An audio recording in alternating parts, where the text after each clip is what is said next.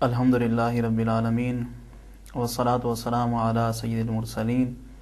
اما بعد فاعوذ باللہ من الشیطان الرجیم بسم اللہ الرحمن الرحیم اللہم صلی علی سیدنا و مولانا محمد معدن الجود والکرم وعلی آلہ وصحبہ وبارک وسلم۔ پچھلے پروگرام میں ہم نے فقہ اسلامی کے ماخذ کے حوالے سے سنا تھا کہ اولاً فقہائے کرام نے فقہ اسلامی کے ماخذ کی تعداد 12 رکھی، جس میں استحسان تھا، استدلال تھا، استسلال تھا، اور اسی طرح سے ملکی قوانین کو ماقبل شریعت کو اور دیگر چیزوں کو رکھا گیا تھا، اور اولین بنیاد پر قرآن، سنت، اجماع اور قیاس کو بھی رکھا گیا تھا۔ تو بعد میں بقیہ 8 کو 4 میں ضم کر کے فقہ اسلامی کے ماخذ کی تعداد 4 کر دی گئی، جن میں اولین قرآن، پھر سنت، پھر اجماع اور قیاس کو رکھا گیا۔ قرآن اللہ تبارک و تعالیٰ کا مقدس کلام ہے، تو یقیناً احکامات شرعیہ فرعیہ ہوں، عملیہ ہوں یا عبادات سے ان احکامات کا تعلق ہو، یا اسی طرح نظریہ اور عقیدہ سے احکامات کا تعلق ہو، تو ان کا مین ماخذ قرآن ہی ہے۔ اس لیے فقہائے اسلام نے قرآن مجید کے ماخذ میں سب سے پہلے قرآن کو رکھا، اور اس کے بعد سنت نبوی کو رکھا گیا کہ رسول کریم علیہ الصلوۃ کی ذات اقدس شارع کی ہے اللہ تبارک و تعالیٰ کے مقدس کلام کو جس انداز میں نبی کریم صلی اللہ تعالیٰ علیہ وسلم سمجھ سکتے ہیں اور جس انداز میں اپنی امت کے سامنے پیش کر سکتے ہیں، تو پوری امت بھی اگر جمع ہو جائے وہ انداز اور وہ شان اور شوکت نہیں حاصل کر سکتے۔ تو اس لیے فقہائے اسلام نے دوسری حیثیت، دوسرا ماخذ جو فقہ اسلامی کے اصولوں کو دیا، تو وہ سنت نبوی ہے۔ سنت رسول کریم علیہ الصلوۃ والسلام کے قول، آپ کے فعل اور آپ کے سکوت کو کہتے ہیں، یعنی کسی موقع پر رسول کریم علیہ الصلوۃ والسلام نے اپنے اصحاب کو کوئی کام کرتے ہوئے دیکھا اور اس کام سے منع نہ کیا، تو یہ آپ کا سکوت کہلائے گا۔ تو ان تینوں اقسام کو جو ہے سنت سے جانا جاتا ہے، اور اسی طرح سے صحابہ کرام کے طرز زندگی کو، ان کے افعال اور اقوال کو بھی سنت سے گردانا جاتا ہے۔ بہرحال فقہائے اسلام نے فقہ اسلامی کا دوسرا ماخذ سنت نبوی کو رکھا، اور اسی طرح سے تیسرا ماخذ فقہ اسلام میں جس کو رکھا گیا وہ اجماع ہے۔ اجماع اتفاق کو کہتے ہیں، عزم اور اتفاق کو کہا جاتا ہے، اور اصطلاح میں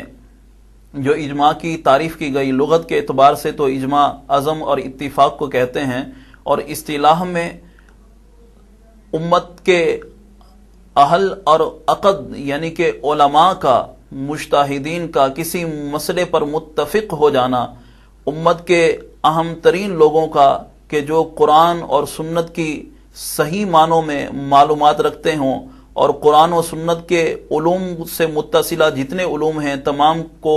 صحیح معنوں میں جانتے ہوں، ایسے لوگوں کا کسی ایک مسئلے میں متفق ہو جانا یہ اجماع کہلاتا ہے۔ تو اجماع کی حجیت یہ بھی قرآن و حدیث میں موجود ہے، جیسا کہ اللہ تبارک و تعالیٰ کا فرمان اطیعوا اللہ و اطیعوا الرسول و اولی الامر منکم، کہ اے ایمان والو اللہ کی اطاعت کرو، رسول کی اطاعت کرو اور اولی الامر کی اطاعت کرو۔ تو اس اولی الامر سے مراد جو ہے وہ اجماع لیا گیا ہے۔ تو ہم یہ پہلے بھی عرض کر چکے کہ اولی الامر سے مراد اگر خلفائے اسلام ہیں یا علماء امت ہیں، بہر صورت اولی الامر کی جو ہے وہ اطاعت کو واجب اور لازم قرار دیا گیا۔ تو یہاں اجماع کو جو ہے، اجماع کی حجیت قرآن سے ثابت ہو رہی ہے کہ اللہ تبارک و تعالیٰ نے اولی الامر کی اطاعت کا حکم دے کر اپنے بندوں کو اور مسلمانوں کو یہ حکم دیا کہ اولی الامر کی اطاعت کی جائے، تو یہاں سے اجماع کا ثبوت ہمیں مل رہا ہے۔ اور اسی طرح سے حدیث نبوی، احادیث طیبہ میں ہمارے پیارے نبی صلی اللہ علیہ وسلم کے فرمانات سے یہ بات بالکل واضح ہو رہی ہے کہ مسلمان اگر کسی بات پر جمع ہو جائیں، اس جمعیت کو رسول کریم علیہ الصلوۃ والسلام نے اس انداز میں بیان فرمایا۔ ترمذی شریف کی حدیث ہے کہ آقا کریم علیہ الصلوۃ والسلام کا فرمان ہے، لا تجتمع امتی علی الضلالہ کہ میری امت کبھی بھی گمراہیت پر جمع نہیں ہو سکتی، تو جہاں یہ اخبار غیبیہ سے اس بات کا تعلق ہے، وہاں رسول کریم علیہ الصلوۃ والسلام نے اپنی امت کے علماء کی شان و شوکت کو بیان فرمایا کہ میری امت کبھی بھی گمراہی کی بات پر جو ہے وہ جمع نہیں ہو سکتی۔ تو اس اجماع کی حجیت، یعنی مفقہین کرام نے، فقہائے اسلام نے جو فقہ اسلامی کا ماخذ اجماع کو بنایا، تو اجماع کی حجیت قرآن و حدیث سے ثابت ہو رہی ہے۔ تو اسی طرح فقہ اسلامی کا چوتھا ماخذ جو فقہائے کرام نے بیان کیا وہ قیاس ہے۔ تو قیاس کے لغوی معنی اندازہ کرنا یا ایک چیز کو دوسری چیز سے ترتیب دینا، یہ اس کے لغوی معنی ہے۔ اور قیاس کے اصطلاحی معنی جو فقہائے کرام نے بیان فرمائے، وہ اصطلاحی معنی یہ ہے کہ علت کو مدار بنا کر سابق نظائر کی روشنی میں کسی مسئلے کا حل تلاش کرنا، علت کو مدار بنا کر سابق نظائر کی روشنی میں کسی مسئلے کا حل تلاش کرنا۔ جس طرح کہ شراب پینا، اس کے متعلق اللہ تبارک و تعالیٰ کا واضح طور پر حکم ہے کہ شراب کی حرمت کے متعلق حکم فرمایا گیا کہ شراب کو حرام قرار دیا گیا۔ دین اسلام میں شراب کی کسی قسم کی کوئی گنجائش نہیں۔ اب شراب میں جو علت ہے وہ زیان عقل کا زائل ہونا اور خیالات کا زائل ہونا، شہوات کا بھڑکنا، یہ اس کی علت ہے۔ تو اب اس علت کو مدار بنا کر اس کی سابق نظائر کی روشنی میں کہ شراب کے اندر یہ علت جو ہے وہ عقل کا زیان ہے، تو اس کی روشنی میں شراب جیسی دیگر جو نشہ آور چیزیں ہیں اس کی ممانعت کا، ان کی حرمت کا حکم لگانا، تو یہ قیاس کہلاتا ہے۔ تو اب قیاس کی حجیت بھی قرآن مجید میں بالکل واضح ہے کہ اللہ تبارک و تعالی نے جگہ بجگہ تدبر کے، تعقل کے اور شعور کا جو حکم ارشاد فرمایا، جیسا کہ رب العالمین کا یہ فرمان ہے فَاعْتَبِرُوا يَا أُولِي الْأَبْصَارِ۔ تو اس طرح سے اولی الابصار کو اس جانب اعتبار کے بارے میں حکم دینا، تدبر کے بارے میں، تفکر کے بارے میں حکم دینا، تو یہاں قیاس کی قرآن مجید سے جو ہے وہ حجیت ثابت ہو رہی ہے۔ اسی طرح سے رسول کریم علیہ الصلوۃ والسلام نے حضرت سیدنا معاذ بن جبل اپنے صحابی کو یمن کی جانب جو ہے خلیفہ بنا کر بھیجا، وہاں حاکم بنا کر بھیجا۔ تو اب آقا کریم علیہ الصلوۃ والسلام نے رخصت کرتے ہوئے فرمایا کہ اے معاذ، وہاں جا کر یمن پہنچ کر تم کس طرح سے لوگوں کے مسائل کا حل کرو گے؟ تو حضرت سیدنا معاذ بن جبل رضی اللہ تعالیٰ عنہ نے آقا کریم علیہ الصلوۃ والسلام کی بارگاہ میں عرض کی کہ یا رسول اللہ، کوئی بھی مسئلہ جب لوگ میرے پاس لے کر آئیں گے میں اسے قرآن کی روح سے دیکھوں گا، اگر میں اس میں تلاش نہ کر پایا تو میں احادیث سے تلاش کروں گا، اور اگر احادیث میں بھی تلاش نہ کر پایا تو پھر میں قیاس سے کام لوں گا، پھر میں تفکر سے اندازہ کروں گا کہ کس جانب اس مسئلے کا حل ہونا چاہیے، اور یہ قیاس جو ہے کبھی قرآن اور سنت کے مخالف نہیں ہوگا۔ قرآن و سنت کے روشنی میں ہی رہ کر میں قیاس کروں گا، تفکر کروں گا، سوچوں گا، تو جو بہتر حل نظر آیا میں اس کا حکم دوں گا۔ تو رسول کریم علیہ الصلوۃ والسلام نے خوشی کا اظہار فرمایا اور ان کے لیے دعا کی، اور یہ آقا کریم علیہ الصلوۃ والسلام کے الفاظ تھے کہ میں اپنے رب کا شکر ادا کرتا ہوں کہ اس نے ایسی امت مجھے عطا فرمائی۔ اور اسی طرح سے حضرت سیدنا ابو موسیٰ اشعری رضی اللہ تعالیٰ عنہ کو بھی جب یمن کی جانب حکم بنا کر بھیجا گیا تو اس پر بھی رسول کریم علیہ الصلوۃ والسلام نے اپنے ان صحابی سے پوچھا کہ تم کس طرح سے فیصلہ کرو گے؟ ان کے بھی یہی الفاظ تھے، رسول کریم علیہ الصلوۃ والسلام نے ان کے لیے بھی دعا فرمائی۔ تو قرآن مجید کی یہ آیت اور یہ احادیث طیبہ اس جانب دال ہیں کہ قیاس بھی فقہ اسلامی میں مین ماخذ کے طور پر رکھا گیا کہ قیاس کو بھی بڑی ترجیح حاصل ہے۔ تو اب یہ فقہ اسلامی کے حوالے سے ہم نے فقہ کی ضرورت کو بیان کیا، فقہ کی اہمیت کو بیان کیا، فقہ کے ماخذین کو بیان کیا، ائمہ مجتہدین کے احوال کو بیان کیا کہ یہ جو فقہی جتنے بھی اصول ہیں یہ کسی کی اپنی ذاتی عقل سے مطابقت نہیں رکھتے، بلکہ فقہ کے جتنے بھی اصول، قواعد، ضوابط بنائے گئے ہیں، اور ائمہ مجتہدین کی جو دین اسلام نے اطاعت کا جو حکم دیا، اس کی اطاعت میں جو مین حکم ہے اس کی وجہ یہی ہے کہ مسلمانوں کو ہر دور میں ان کی عبادات کے حوالے سے، معاملات کے حوالے سے کسی بھی گمراہی سے بچانے کے لیے جو ہے فقہ اسلامی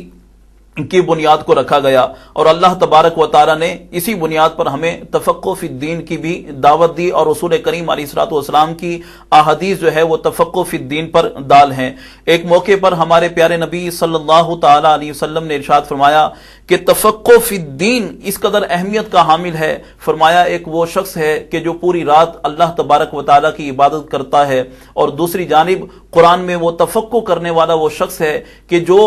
چند لمحے کے لیے قرآن میں غور و خوض کرتا ہے، اور کوئی فقہی مسئلہ شریعت مطہرہ سے کوئی عملی پوائنٹ حاصل کر کے لوگوں کی اس کی جانب رہنمائی کرتا ہے۔ فرمایا پوری رات ایک شخص جو عبادت کر رہا ہے، اور دوسری جانب وہ شخص کے جو تفقہ فی الدین کی جانب لمحہ بھر چلتا ہے، فرمایا کہ اس کی پوری رات سے کی عبادت سے بہتر اس کا تفقہ فی الدین کرنا ہے، دین کے متعلق جو ہے وہ سوچنا ہے۔ تو اسی اثنا میں ہم جب ائمہ مجتہدین کی زندگیوں کا، ان کے احوال کا مطالعہ کرتے ہیں تو پتہ چلتا ہے کہ یہ وہ لوگ ہیں کہ جنہوں نے اپنی نجی زندگی کے ساتھ ساتھ دین اسلام کی ان تعلیمات کو اہمیت دی، دین اسلام میں غور و خوض کیا، تفقہ کیا، اور ان لوگوں نے جو ہے تفقہ فی الدین کر کے قرآن و حدیث سے ایسے اصول اور قواعد و ضوابط کو مترتب فرمایا، ان کی تدوین کی، ان کو پیدا کیا، ان کو جمع کیا کہ آنے والی قیامت تک کی جو امت ہے، ہمارے پیارے نبی صلی اللہ علیہ وسلم کی امت کی قیامت تک جو ہے یہ اصول رہنمائی کرتے رہیں گے۔ اب انہی ائمہ مجتہدین میں، انہی مفتیان کرام میں، انہی مفتیان اسلام میں اور علماء اسلام میں جب ہم بنظر غایت ان کی زندگیوں کا مطالعہ کرتے ہیں تو بر صغیر پاک و ہند میں کئی مفتیان کرام، کئی علماء کرام ایسے آئے کہ جنہوں نے اسی انداز میں وہ اصول کے جو اصحاب رسول سے چلے آ رہے تھے، جن کو فقہ اسلامی کی تاریخ کے چوتھے باب نے، یعنی کبار تابعین کرام اور صغار صحابہ کرام نے جن اصول کو وضع کیا تھا، ان اصولوں کو اپنے مد نظر رکھتے ہوئے لوگوں کی بہترین عبادت کی جانب، معاملات کی جانب جو ہے وہ ان کی توجہ مبذول کرائی۔ اور بر صغیر پاک و ہند میں یوں تو مجتہدین اور علماء اسلام کی بہت بڑی فہرست موجود ہے، یہاں پر اکثریتی طور پر جو بولے جانے والی، ادا کیے جانے والی جو بولی ہے، جو لینگویج ہے، اس کا تعلق جو ہے وہ اردو سے ہے۔ تو یہاں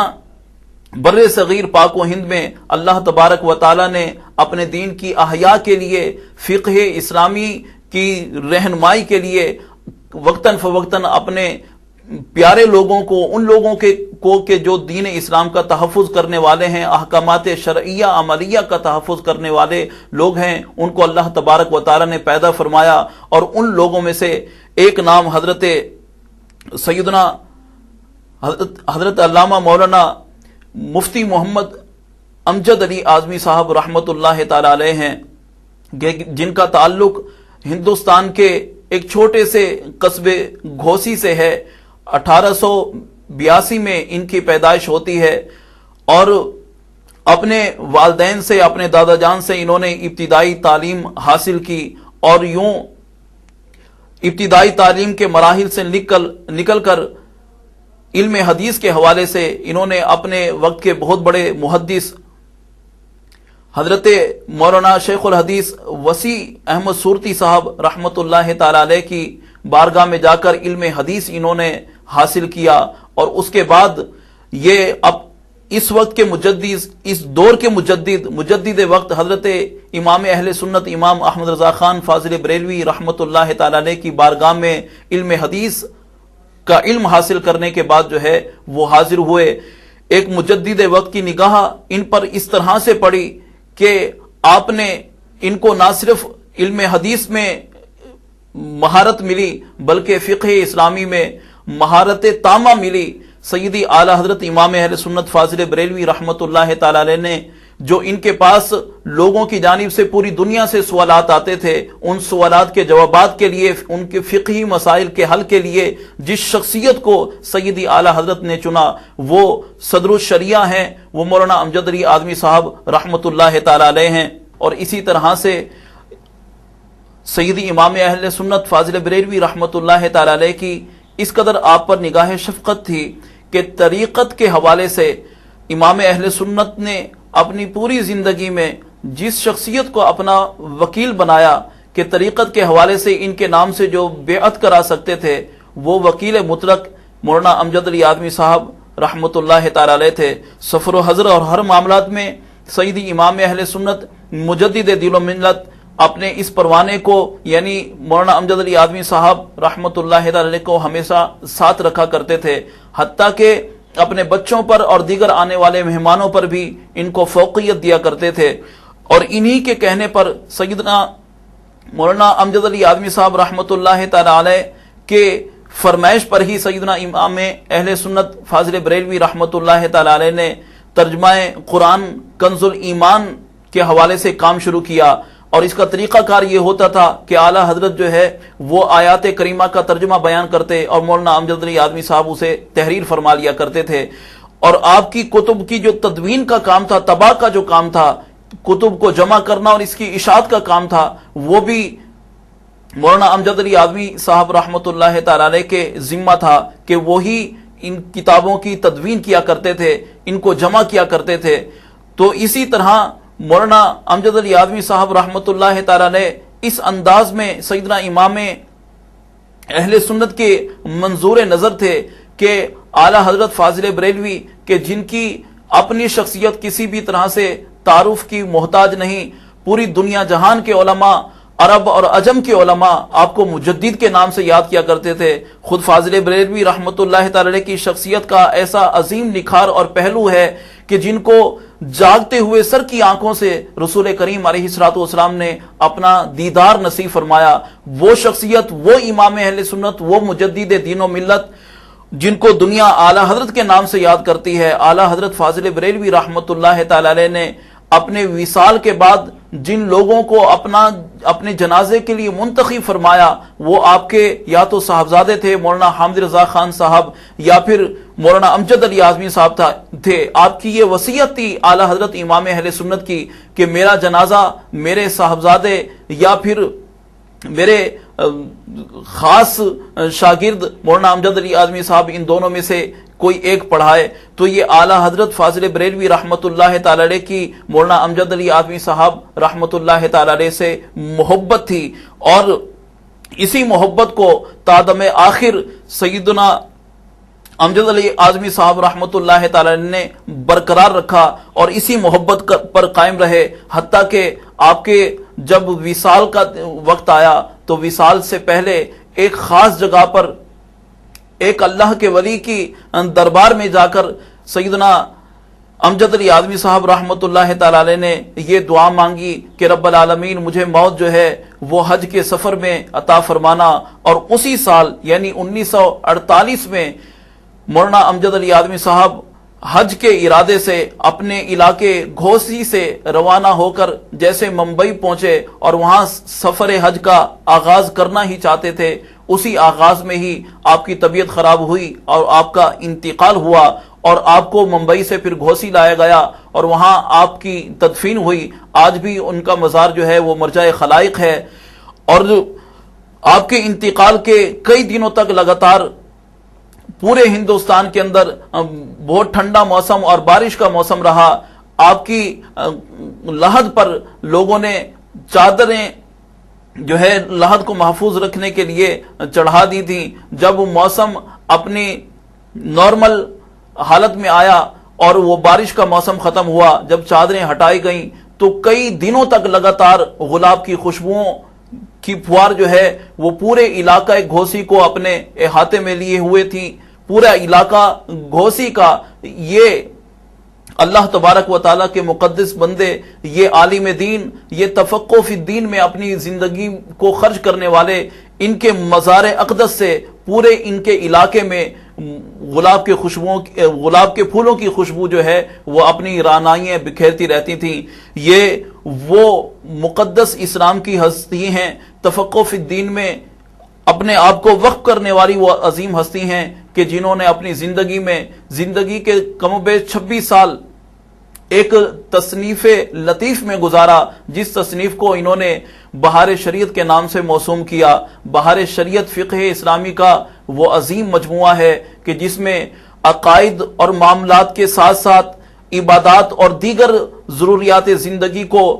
اس تصنیف میں اپنے احاطے میں لیا ہوا ہے۔ اللہ تبارک و تعالیٰ کی ذات و صفات سے متعلق کیا نظریات ہونے چاہیے، ایک مسلمان کے اپنے نبی سے متعلق ان کی شان و عظمت کے متعلق کیا نظریات ہونے چاہیے، اور اسی طرح سے فرشتوں کے بارے میں روز قیامت کے حوالے سے، شفاعت مصطفیٰ کے حوالے سے ہمارے کیا نظریات ہونے چاہیے، اس کے باقاعدہ انہوں نے ابواب قائم کیے۔ اور اسی طرح عبادات سے متعلق اگر ہم بہار شریعت جو کہ مولانا امجد علی اعظمی صاحب رحمت اللہ تعالی علیہ کی تصنیف لطیف ہے، اگر عبادات کے حوالے سے اس کا مطالعہ کریں تو طہارت سے لے کر نماز، روزہ، حج، زکوٰۃ کے تمام ابواب کو انہوں نے باب کی صورت میں بیان کیا۔ ان مسائل پر فقہ حنفی کے حوالے سے جو ہے وہ روشنی ڈالی۔ اور اسی طرح اگر معاملات کی جانب ہم چلتے ہیں تو ہر قسم کے کاروباری زندگی اور شعبات زندگی کو انہوں نے فقہ اسلامی کی روح سے جو ہے وہ بیان فرمایا۔ تو اس تصنیف لطیف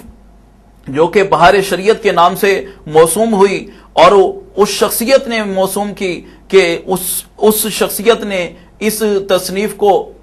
مکمل کیا کہ جن کو ان کی صدی کے مجدد، ان کے استاد محترم، ان کے پیر طریقت امام اہل سنت فاضل بریلوی رحمت اللہ تعالی علیہ نے مولانا امجد علی اعظمی صاحب کو صدر الشریعہ کا لقب عطا فرمایا تھا۔ تو صدر الشریعہ نے جو بہار شریعت جو ہے وہ تصنیف فرمائی، اس بہار شریعت کی فیوز و برکات حاصل کرنے کے لیے ہم نے اپنے اس پروگرام کا نام بھی ان کی اس تصنیف کے نام سے موسوم کیا ہے، بہار شریعت۔ تو اس پروگرام میں ہم آپ کی اس تصنیف کو سامنے رکھتے ہوئے، اس کے ابواب کو سامنے رکھتے ہوئے اس کے مختلف پہلوؤں پر بات کریں گے۔ اسی تصنیف سے ہم نے طہارت کا بھی ذکر کرنا ہے، اسی تصنیف سے ہم نے اس تصنیف میں بہار شریعت میں جو انہوں نے فقہ حنفی کے حوالے سے جو ہمارے عبادات کو متعارف کرایا کہ کس انداز میں ہماری عبادت ہونی چاہیے، کس انداز میں ہمارا وضو، غسل، نماز، روزہ، حج، زکوٰۃ اور دیگر عبادات ہونی چاہیے، فقہ حنفی کے روح سے کس انداز میں ہماری کاروباری زندگی یا نجی زندگی، گھریلو زندگی، معاشرتی یا معاشی زندگی ہونی چاہیے، ان تمام چیزوں کو، ان تمام باتوں کو انہوں نے ابواب کی صورت میں بہار شریعت میں بیان فرمایا، اور انہی ابواب کو اٹھا کر ہم انشاءاللہ ان سے استفادہ حاصل کرنے کی کوشش کریں گے، اور یہ اپنی عبادات کو، اپنے معاملات کو بہترین بنانے کی کوشش کریں گے۔ تو عبادات کے لحاظ سے طہارت کو ہم اپنا موضوع بنائیں گے کہ جو کہ بہار شریعت میں طہارت کے سے ابتدا کی گئی اور اس کے بعد دیگر عبادات کو بیان کیا گیا۔ اب طہارت یعنی اسلام کا وہ عظیم پہلو کہ اللہ تبارک و تعالی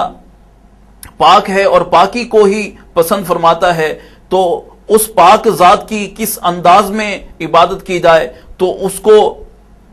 طہارت کے نام سے موسوم کیا۔ تو اسی پاکی کو ہم اپنا موضوع اول بنائیں گے کہ کس انداز میں ہم پاکی حاصل کر سکتے ہیں، پاکی کسے کہتے ہیں،